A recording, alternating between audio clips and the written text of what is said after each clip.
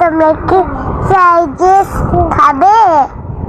চলো তোমাদেরকে রেসিপি দেখাই, মজা লাগবে।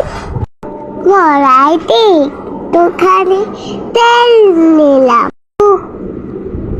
পেঁয়াজ কুচি দিলাম, নাড়াচাড়া করতে হবে। চলো এবার চিকেন দিয়ে দেই।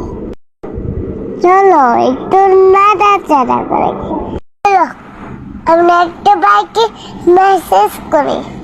মেসেজ পরে করো, আগে রেসিপিটা তো বলো।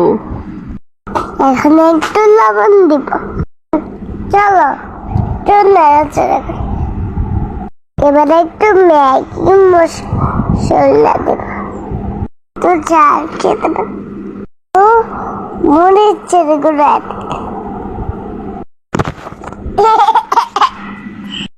মঞ্জুরি বলল যে ও একটু স্পাইস পছন্দ করে, তার জন্য আমি সামান্য মরিচের গুঁড়া অ্যাড করেছি।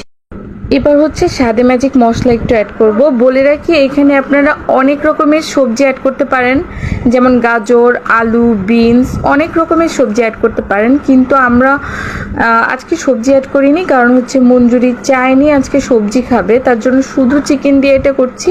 আমি এটা ডিম দিয়েও করে থাকি, চিংড়ি মাছ দিয়েও করে থাকি, আপনারা যেভাবে চান সেভাবেই করে দিতে পারেন।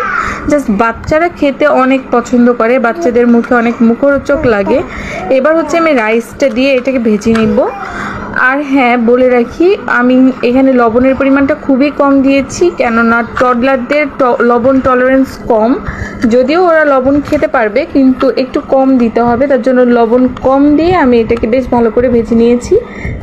কালারটা কত সুন্দর হয়েছে। আর আমি মঞ্জুরির জন্য যতটুকু বেড়ে নিয়েছিলাম ও সবটুকু খেয়েছে মাশাআল্লাহ।